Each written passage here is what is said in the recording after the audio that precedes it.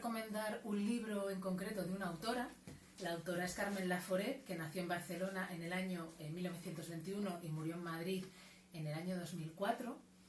Fue una autora considerada de la generación de la posguerra y de un movimiento que se llamaba tremendismo. Y os quiero recomendar en concreto el famosísimo Nada, que es una novela que ganó el premio Nadal en el año 45, creo. ¿Y por qué me gustó? Bueno, pues me gustó por varios motivos. Primero por la historia, ¿no? Cuenta la historia de una chica de 18 años que va a Barcelona a estudiar la carrera. Entonces, se va a vivir con su abuela y otros familiares en una casa que estaba llena de violencia, de oscuridad, de tristeza, ¿no?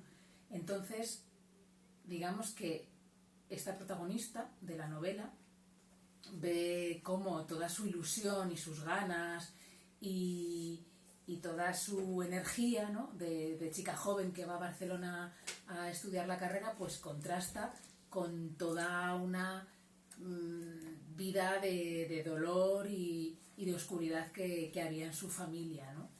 Entonces me gusta mucho la historia. También creo que cuando leí la novela, si yo no tenía 18 años, bueno, pues era muy joven, entonces como que me identifiqué mucho con la edad de la protagonista, ¿no? Y luego me gusta mucho también esta novela pues por la forma en la que está escrita, ¿no?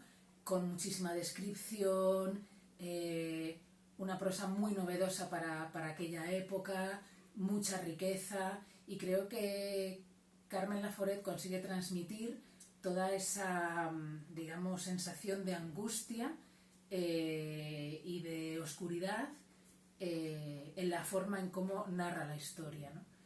Entonces, pues bueno, recomiendo muchísimo Nada, de Carmen Laforet.